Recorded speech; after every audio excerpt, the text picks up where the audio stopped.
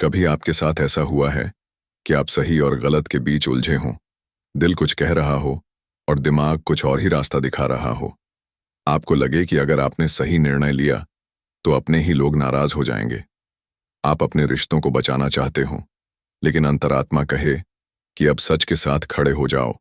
अगर ऐसा कभी महसूस किया है तो समझिए, आप अपने जीवन के कुरुक्षेत्र में खड़े हैं और यही वह क्षण है जब अर्जुन की तरह हर इंसान को अपने भीतर के कृष्ण की जरूरत पड़ती है। आज हम उसी आंतरिक युद्ध की बात करेंगे, उस देशना की बात जो जीवन की दिशा तय करती है। अध्याय 1, युद्ध की तैयारी।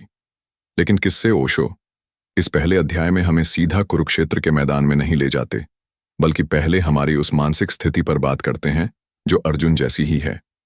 अर्जुन के पास सब कुछ है, धन है, बल है, विजय की पूरी संभावना है। फिर भी वह युद्ध के समय अपने धनुष को नीचे रख देता है और कहता है, मैं नहीं लड़ूंगा। ओशो कहते हैं, अर्जुन का यह मौन विद्रोह किसी कायरता से नहीं उपजा। यह उस व्यक्ति का संदेह है जो पहली बार अपने भीतर झांक रहा है। हम सब अपने जीवन में ऐसे क्षणों से गुजरते हैं जहां निर्णय लेना कठिन हो जाता है। हम जान जाते हैं कि कुछ करना सही है, लेकिन जब उसमें अपने लोग आड़े आते हैं तो भावनाएं तर्क से बड़ी हो जाती हैं। अर्जुन अपने गुरु, अपने भाइयों, अपने संबंधियों को सामने देखकर विचलित हो गया है। ओशो इसे मोह कहते हैं। मोह यानी जिसको छोड़ना कठिन हो। यह मोह रिश्तों का भी हो सकता है, विचारों का भी हो सकता है, और जब तक मोह है तब तक धर्म का निर्णय नहीं हो सकता। यहीं पर ओशो एक गहरी बात कहते हैं कि जीवन में ऐसे निर्णय भी आते हैं जहां तुम अगर मोह के कारण पीछे हटे तो आत्मा का विकास रुक जाएगा। अर्जुन अगर उस दिन युद्ध से पीछे हटता तो वह बाहरी रूप से भले शांति का अभिनय करता, लेकिन भीतर आजीवन द्वंद्व में जलता रहता। ओशो कहते हैं, अर्जुन की असली लड़ाई कौरवों से नहीं है, वह लड़ाई है उसकी अपनी भावुकता से, उसके अपने भ्रम से। वह बाहर की हिंसा से डर नहीं रहा, बल्कि भीतर की स्पष्टता से डर रहा है। कृष्ण उसे बार बार याद दिलाते हैं कि तू शरीर नहीं है, तू आत्मा है, और आत्मा का निर्णय भावुकता से नहीं, विवेक से होता है। कृष्ण कहते हैं कि यह युद्ध तेरे लिए नहीं है, यह उस व्यवस्था के लिए है जो अन्याय से भरी हुई है। अगर तू अब भी नहीं लड़ेगा तो तू केवल अपने लिए नहीं, पूरे समाज के लिए गलत उदाहरण बन जाएगा। ओशो के अनुसार यही वह बिंदु है जहां अर्जुन एक सामान्य व्यक्ति से साधक बनने की ओर बढ़ता है, क्योंकि उसने अपने संदेहों को सुना और समझा, और अब वह प्रश्नों से उत्तर की ओर जाने को तैयार होता है। अगर अर्जुन का संशय मोह का प्रतीक है तो फिर कृष्ण का धैर्य और मौन किस चेतना की ओर इशारा करता है? क्या कृष्ण केवल तर्क दे रहे हैं या वो अर्जुन के भीतर कुछ जगा रहे हैं? क्या कृष्ण सच में युद्ध चाहते हैं या केवल अर्जुन को उसके स्वयं से मिला रहे हैं? इसका उत्तर हमें अगले अध्याय में मिलेगा, जहां कृष्ण की देशना की पहली झलक सामने आती है। अध्याय 2, कृष्ण की पहली देशना, संदेह के पार चलने का आमंत्रण। पुस्तक युद्ध की देशना। मित्रकोण के दूसरे अध्याय में ओशो उस क्षण को पकड़ते हैं जहां अर्जुन अपनी आत्मा के द्वार पर खड़ा है और कृष्ण पहली बार गहराई से बोलते हैं। अर्जुन ने अपने सारे तर्क दे दिए हैं। वह कहता है, मेरे हाथ कांप रहे हैं, गांडीव हाथ से गिर रहा है, मैं अपने ही लोगों को कैसे मारूं? युद्ध से क्या लाभ? राज्य भी नहीं चाहिए, सुख भी नहीं चाहिए, जीवन भी नहीं चाहिए। अब वह केवल मौन नहीं है, वह पूरी तरह टूट चुका है। उसके मन की जमीन बिल्कुल खाली है। और यहीं पर कृष्ण अपनी पहली देशना शुरू करते हैं। ओशो की व्याख्या, यह सिर्फ संवाद नहीं है, यह आंतरिक विज्ञान है। ओशो कहते हैं, कृष्ण की पहली बात है, तू शरीर नहीं है, तू आत्मा है। यह वाक्य केवल दर्शन नहीं, यह पूरे जीवन की दिशा बदल सकता है। कृष्ण कहते हैं, जो जन्म लेता है वह मरेगा भी, और जो आत्मा है वह कभी न पैदा होती है न मरती है। इसलिए तू जिसको मारने जा रहा है वो शरीर है, आत्मा नहीं। न कोई किसी को मार सकता है, न कोई किसी को बचा सकता है। आत्मा अजर अमर है। ओशो इस पर गहरा प्रकाश डालते हैं। वे कहते हैं कि जीवन का सबसे बड़ा भ्रम यह है कि हम अपने को केवल शरीर मान बैठते हैं। इसी से डर पैदा होता है, इसी से मोह पैदा होता है, इसी से मृत्यु का भय आता है। अगर हमें अपने भीतर झांककर यह अनुभव हो जाए कि हम शुद्ध चैतन्य हैं, तो निर्णय करना सहज हो जाएगा, क्योंकि तब निर्णय भावनाओं से नहीं दायित्व और चेतना से आएगा। कृष्ण अर्जुन को युद्ध की ओर नहीं, जागृति की ओर ले जा रहे हैं। कृष्ण बार बार कहते हैं, तू कर्म कर, फल की चिंता मत कर, तू निमित्त मात्र है, जो होना है वह होगा, तू केवल साक्षी बनकर अपना कर्तव्य निभा। ओशो यहां एक अद्भुत बात कहते हैं कि कृष्ण पहली बार जीवन में कर्म को ध्यान से जोड़ते हैं। अब कर्म कोई बंधन नहीं, अगर किया गया हो जागरूकता से तो वही कर्म मोक्ष का मार्ग बन जाता है। कृष्ण की भाषा तर्क नहीं है, वह मौन के साथ संवाद कर रहे हैं। ओशो बताते हैं कि कृष्ण कोई दार्शनिक नहीं है, वे अर्जुन को कोई लंबा तर्क नहीं दे रहे, बल्कि अर्जुन की चेतना को छू रहे हैं। उनके शब्द शब्द नहीं, चेतना का कंपन है, इसलिए अर्जुन धीरे धीरे शांत होने लगता है। उसका संशय धीरे धीरे पिघलने लगता है, क्योंकि उसे सिर्फ जवाब नहीं मिल रहे, उसे स्वयं के भीतर उत्तर उठते दिखने लगते हैं। ओशो इस अध्याय में हमें समझाते हैं कि जब मन पूरी तरह से असहाय हो जाता है, तब आत्मा बोलना शुरू करती है। कृष्ण उसी आत्मा की आवाज है जो केवल अर्जुन में नहीं, हर व्यक्ति में गूंज सकती है, अगर हम अपने मन को थोड़ी देर के लिए मौन कर सकें। अगर कृष्ण युद्ध को केवल कर्म का माध्यम मानते हैं, तो क्या वे यह भी कह रहे हैं कि हिंसा और अहिंसा से ऊपर उठकर हम केवल साक्षी भाव में रह सकते हैं? क्या साक्षी भाव से किया गया युद्ध भी धर्म बन सकता है? क्या कर्म को ध्यान में बदलना ही गीता का रहस्य है?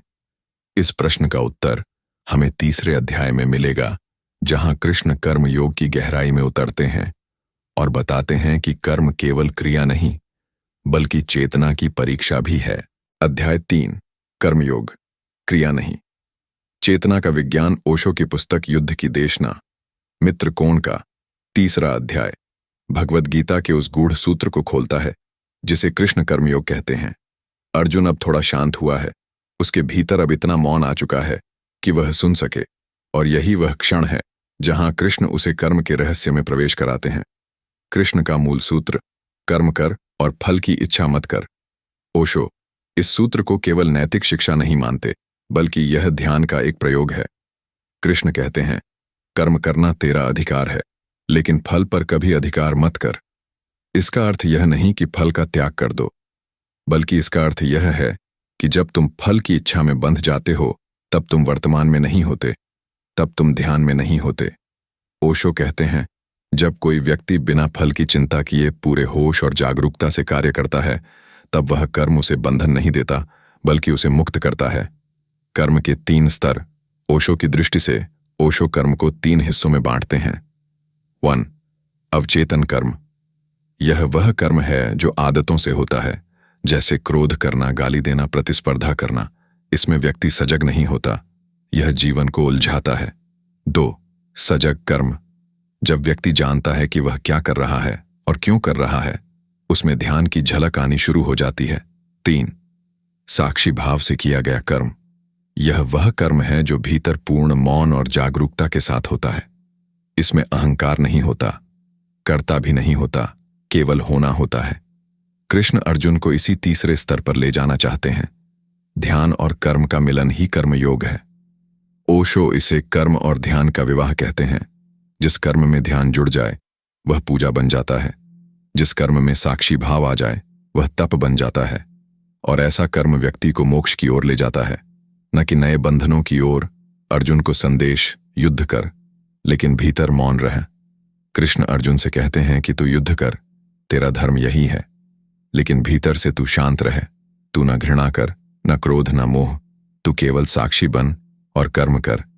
यहां ओशो गीता का सबसे अनोखा पहलू सामने लाते हैं कि गीता युद्ध के मैदान में उपजी, लेकिन उसमें कहीं भी हिंसा को महिमा नहीं दी गई, बल्कि जो युद्ध पूरी सजगता से किया जाए वह भी मुक्ति का माध्यम बन सकता है। ओशो की व्याख्या, जीवन ही तपश्चर्या है। ओशो कहते हैं, अगर जीवन को गहराई से देखा जाए तो हर दिन एक कुरुक्षेत्र है, हर निर्णय एक युद्ध है और हर कार्य एक अवसर है।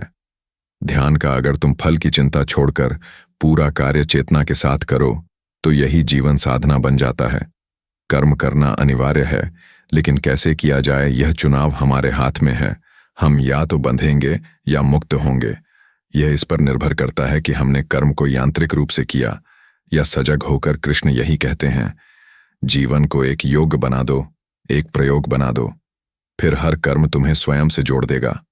अगर सजगता से किया गया कर्म बंधन नहीं बनता, तो क्या यह संभव है कि कोई भोगी भी योगी बन सकता है?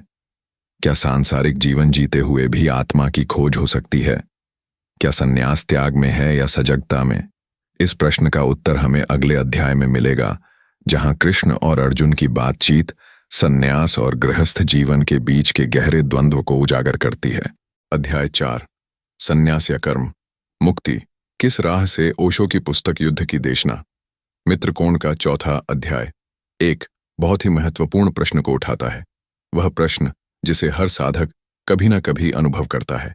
क्या आत्मा की खोज के लिए संसार को छोड़ना जरूरी है, या क्या कर्म करते हुए भी मोक्ष पाया जा सकता है?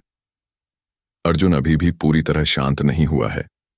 कृष्ण की देशनाएं उसे प्रभावित तो कर रही हैं, लेकिन भीतर कहीं यह द्वंद्व अब भी बचा है कि क्या युद्ध करना वाकई धर्म है, या वह केवल अपने कर्तव्यों में बंधा हुआ एक सैनिक है। कृष्ण का नया उत्तर, संन्यास और कर्म एक विरोध नहीं, एक संतुलन है। अर्जुन पूछता है, क्या कर्म छोड़कर केवल ध्यान में बैठ जाना मुक्ति का मार्ग नहीं है? कृष्ण मुस्कुराते हैं और कहते हैं, अगर तुम कर्म को छोड़ भी दो, लेकिन मन में इच्छा बची रह गई, तो वह भी एक नया बंधन है। संन्यास मन का होना चाहिए, कर्म का नहीं। ओशो की व्याख्या, संन्यास कोई पोशाक नहीं है। ओशो कहते हैं, कृष्ण का संन्यास बौद्ध या जैन परंपरा से भिन्न है। यह त्याग पर आधारित नहीं, बल्कि जागरूकता पर आधारित है। ओशो समझाते हैं कि यदि कोई व्यक्ति घर छोड़ देता है, लेकिन मन में मोह, भय, घृणा, अभिलाषा बनी रहती है, तो वह केवल जगह बदली है, स्थिति नहीं। सच्चा सन्यासी वही है जो बाजार में रहकर भी भीतर निर्लिप्त रहे, जो युद्ध भूमि में हो लेकिन मन का तल शांत हो। कृष्ण का संदेश, कर्म करते हुए भी वैराग्य संभव है। कृष्ण कहते हैं, जो व्यक्ति बिना फल की इच्छा से और पूरी सजगता से कर्म करता है, वही सच्चा योगी है। ओशो इसे कर्म और वैराग्य का मेल कहते हैं, जहां न कर्म छोड़ा गया न जीवन त्यागा गया, लेकिन फिर भी भीतर से सब कुछ छोड़ दिया गया। यह बहुत ही क्रांतिकारी विचार है, क्योंकि पहली बार धर्म केवल सन्यासियों का नहीं, बल्कि हर जागरूक व्यक्ति का बन जाता है। संन्यास का नया अर्थ, पूर्णता में जीना। ओशो कहते हैं, कृष्ण के लिए संन्यास का अर्थ है, जो भी करो पूरा करो, जाग कर करो, बिना आसक्ति के करो। अगर तुम प्रेम करो तो पूरा प्रेम करो, अगर युद्ध करो तो पूरी सजगता से करो, अगर मौन में बैठो तो पूरी उपस्थिति से बैठो। यही पूर्णता ही संन्यास है। संन्यास का अर्थ पलायन नहीं, बल्कि जीवन में उतरकर भी असंग होना है। अर्जुन का भ्रम अब नया रूप लेता है। अब वह सोच में पड़ जाता है कि अगर कर्म करते हुए भी मोक्ष संभव है, तो फिर गुरु कौन, शिष्य कौन, ज्ञान कैसे मिलेगा, कर्म कैसे शुद्ध होगा? और यहीं से कृष्ण अगले अध्याय की ओर संकेत करते हैं, जहां वे ज्ञान, योग और शुद्ध कर्म की बात करेंगे, जहां गुरु और शिष्य का रहस्य खुलता है। कृष्ण कहते हैं, जीवन को मत छोड़ो, बस उसमें उलझो मत। जैसे कमल का फूल जल में रहकर भी जल से अछूता होता है, वैसे ही तुम कर्म में रहो, लेकिन भीतर से अछूते रहो। ओशो इसे योग का सर्वोच्च रूप कहते हैं, जहां जीवन ही साधना बन जाता है। अगर संन्यास मन की स्थिति है, तो फिर गुरु की क्या भूमिका है? क्या ज्ञान केवल शब्दों से आता है, या वह किसी विशेष अनुभव से उतरता है? क्या बिना गुरु के कोई अर्जुन अपने भीतर के कृष्ण से मिल सकता है? इसका उत्तर अगले अध्याय में मिलेगा, जहां ओशो गुरु और ज्ञान के गूढ़ रहस्य को उजागर करते हैं और बताते हैं कि ज्ञान शब्दों से नहीं, बल्कि उपस्थिति से उतरता है। अध्याय 5, गुरु, ज्ञान और आत्मा की दीक्षा। ओशो की पुस्तक युद्ध की देशना, मित्रकोण का 5वां अध्याय अर्जुन के उस प्रश्न से शुरू होता है जो हर साधक के भीतर एक न एक दिन उठता है। ज्ञान कहाँ से आता है? क्या केवल पढ़ने से आत्मबोध होता है? गुरु की क्या भूमिका है? अब तक अर्जुन को कर्मयोग की झलक मिल चुकी है, लेकिन अब वह गहराई से जानना चाहता है कि यह ज्ञान जो कृष्ण उसे दे रहे हैं, यह उत्पन्न कैसे होता है, और यह क्या केवल तर्क से समझा जा सकता है या किसी अनुभव से गुजरना पड़ता है?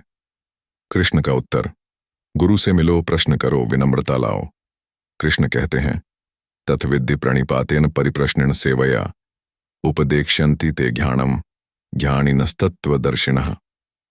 भावार्थ यह कि जिस सत्य को जानना चाहते हो उसके लिए किसी ज्ञानी पुरुष के पास जाओ, विनम्रता से सिर झुकाओ, प्रश्न पूछो, सेवा भाव रखो, फिर वे तुम्हें ज्ञान देंगे, न केवल शब्दों से बल्कि अपनी उपस्थिति से। ओशो की व्याख्या: गुरु शब्द नहीं देता, दृष्टि देता है।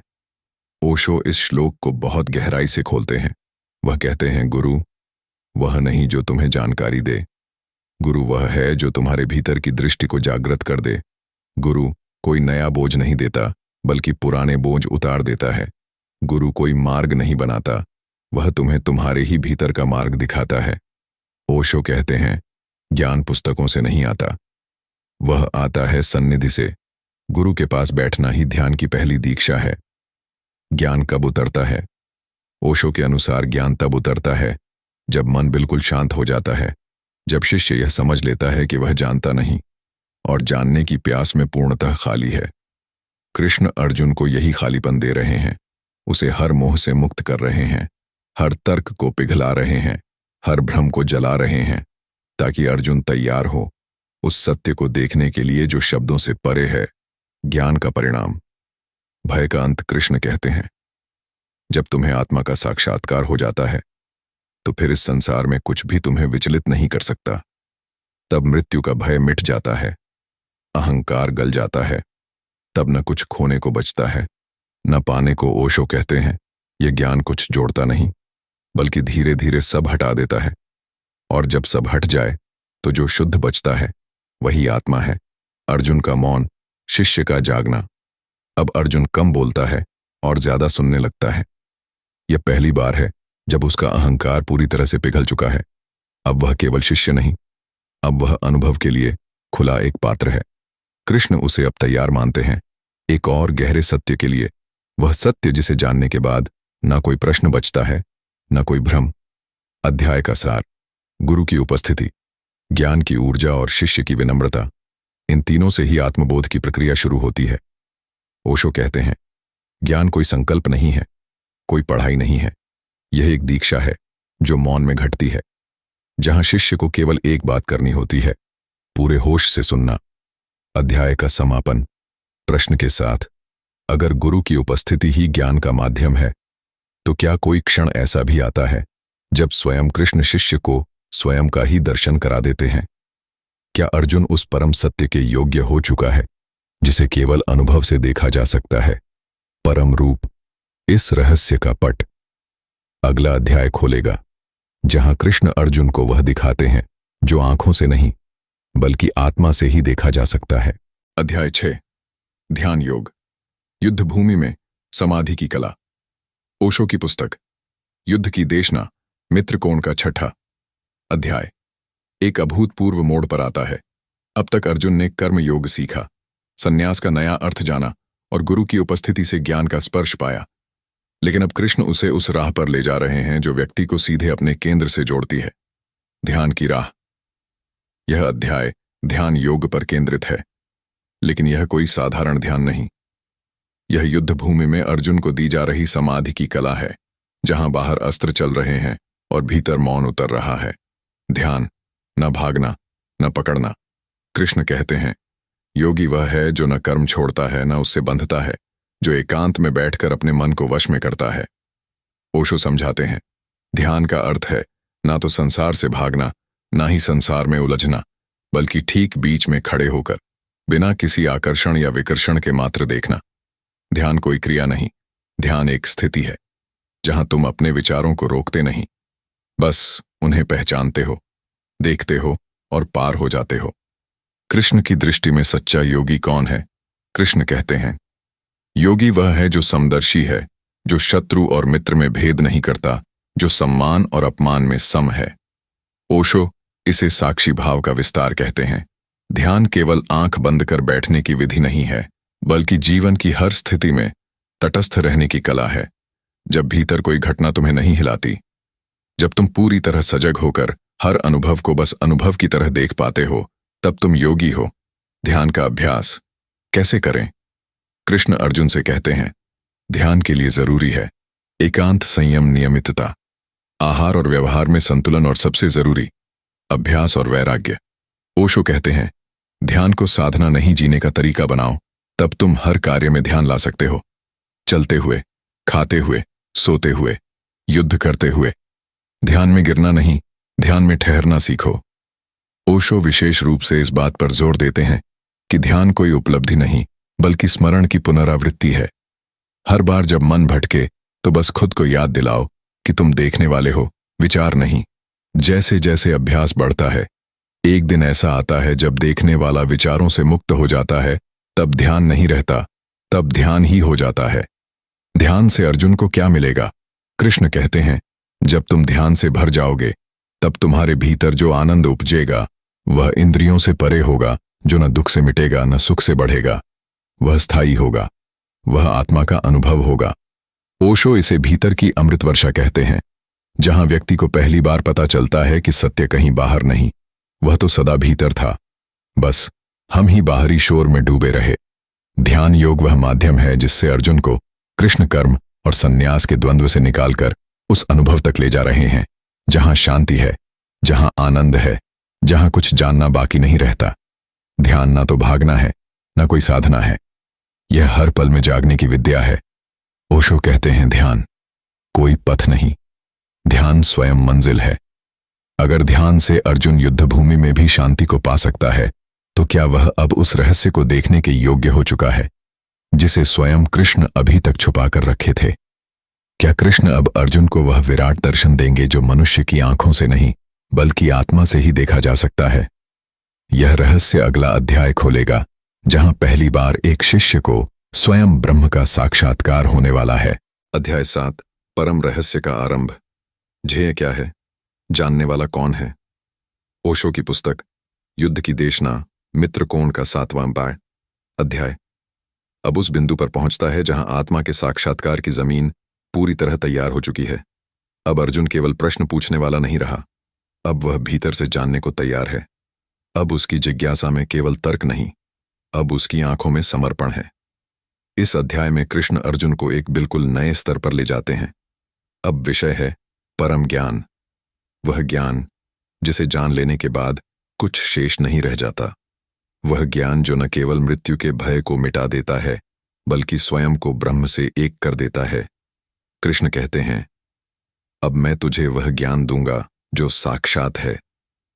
कृष्ण अर्जुन से कहते हैं, ज्ञानम तेहम सविज्ञानमिदम वक्ष्याम्य शेषतः यज्ञात्वा नेह भूयोन्य ज्ञातव्यम वशिष्यते।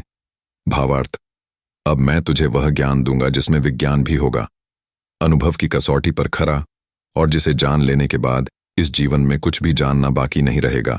ओशो इसे ज्ञान का अंतिम द्वार कहते हैं, जहां अब न शास्त्र काम आते हैं न शब्द, अब केवल प्रत्यक्ष अनुभूति बची है। अब क्या है से ज्यादा महत्वपूर्ण हो जाता है, कौन देख रहा है? ज्ञान का आधार, जानने वाला कौन है? कृष्ण अब अर्जुन से बाहर देखने को नहीं, बल्कि भीतर उतरने को कह रहे हैं। वह कहते हैं, संसार क्या है? यह बाद की बात है, पहले यह जानो कि देखने वाला कौन है। जिसने यह सब जाना, क्या वह स्वयं भी जाना जा सकता है? ओशो इस प्रश्न को बहुत गहराई से खोलते हैं। वे कहते हैं, जिस क्षण तुम स्वयं को देख लेते हो, उसी क्षण समस्त ब्रह्मांड स्पष्ट हो जाता है, क्योंकि आत्मा और परमात्मा में कोई भेद नहीं। भेद है केवल जानने और भूलने का, प्रकृति और पुरुष। यह संसार कैसे चलता है? कृष्ण अर्जुन को बताते हैं, यह सारा संसार 2 तत्वों से बना है। अपरा प्रकृति जो जड़ है, शरीर, पदार्थ, मन परा प्रकृति जो चेतन है, आत्मा, साक्षी, जानने वाला। कृष्ण कहते हैं, मेरी ये दोनों प्रकृतियां हैं, लेकिन मैं इनसे परे भी हूं। मैं इन दोनों में व्याप्त हूं और इन दोनों से परे भी हूं। ओशो इसे समझाते हुए कहते हैं कि यह पूरा संसार भगवान की लीला है, लेकिन वही भगवान इस लीला का साक्षी भी है। जैसे स्वप्न तुम्हारा होता है, फिर भी तुम उससे अलग होते हो, उसी तरह संसार ब्रह्म से बना है, लेकिन ब्रह्म उससे परे भी है। कृष्ण कौन है? केवल मानव या स्वयं ब्रह्म? अब कृष्ण धीरे धीरे अपने रहस्य को खोलते हैं। वे कहते हैं, मैं वह बीज हूं जिससे सब कुछ उत्पन्न होता है। मैं जल में रस हूं, अग्नि में तेज हूं, चंद्रमा में शीतलता हूं। मैं सबका जन्म कारण हूं, लेकिन मुझसे कुछ नहीं बंधा। यह पहली बार है जब कृष्ण स्वयं को केवल गुरु या मित्र नहीं बल्कि परम ब्रह्म के रूप में प्रकट करते हैं। लेकिन वह कोई दावा नहीं कर रहे, वे केवल सत्य का संकेत दे रहे हैं। ओशो यहां स्पष्ट करते हैं कि जब कोई व्यक्ति पूर्ण चेतना को प्राप्त कर लेता है तो वह कृष्ण जैसा हो जाता है, या कहें कृष्ण उसके भीतर प्रकट हो जाते हैं, क्योंकि वह अब अज्ञान का पात्र नहीं, ज्ञान का स्रोत बन चुका है। अब अर्जुन क्या करेगा? अर्जुन इस बिंदु पर अचंभित है। वह अभी तक कृष्ण को अपना मित्र मानता था, गुरु के रूप में मान लिया, लेकिन अब सामने यह रहस्य है कि यह व्यक्ति केवल गुरु नहीं, स्वयं साक्षात ब्रह्म का द्वार है। अब अर्जुन पूछता है, यदि तू ही सब कुछ है तो फिर लोग तुझे क्यों नहीं पहचानते? कृष्ण मुस्कुराते हैं और कहते हैं, क्योंकि मैं माया से ढका हुआ हूं। मेरे भीतर प्रवेश पाने के लिए आंख नहीं, हृदय चाहिए, प्रेम चाहिए, श्रद्धा चाहिए, निरहंकार चाहिए। ओशो कहते हैं, यह अध्याय कोई तात्विक बहस नहीं है। यह अध्याय प्रेम और श्रद्धा की छोटी है, जहां शिष्य को गुरु में परमात्मा की झलक मिलने लगती है और वही झलक उसे आत्मा की याद दिलाती है। यहां से गीता केवल संवाद नहीं रह जाती, यह एक ध्यान बन जाती है जो भीतर की यात्रा को शुरू करता है। अगर कृष्ण केवल गुरु नहीं बल्कि स्वयं ब्रह्म है, तो क्या अर्जुन अब उस शक्ति को देखने के लिए तैयार है जो शब्दों में नहीं समा सकती, जो केवल अनुभव में उतरती है?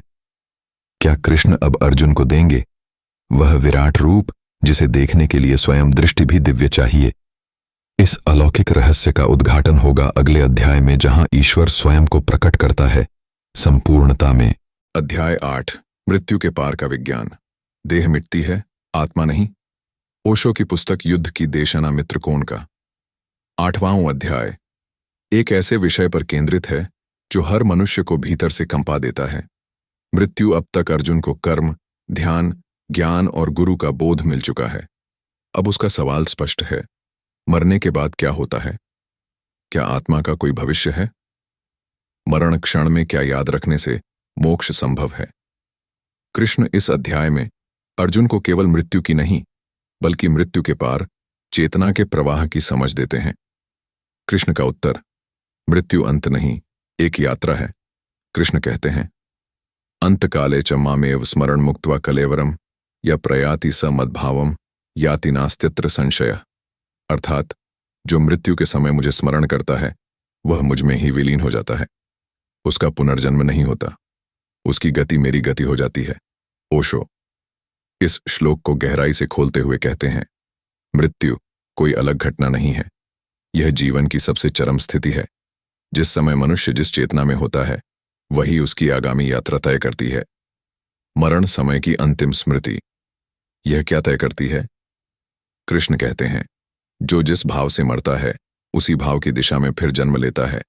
इसका अर्थ सीधा है, यदि मृत्यु के समय तुम्हारे भीतर वासना है तो तुम्हें फिर वही चक्र मिलेगा। यदि मृत्यु के समय भीतर शांति, समर्पण और ईश्वर स्मरण है तो तुम जन्म और मृत्यु की सीमा को पार कर सकते हो।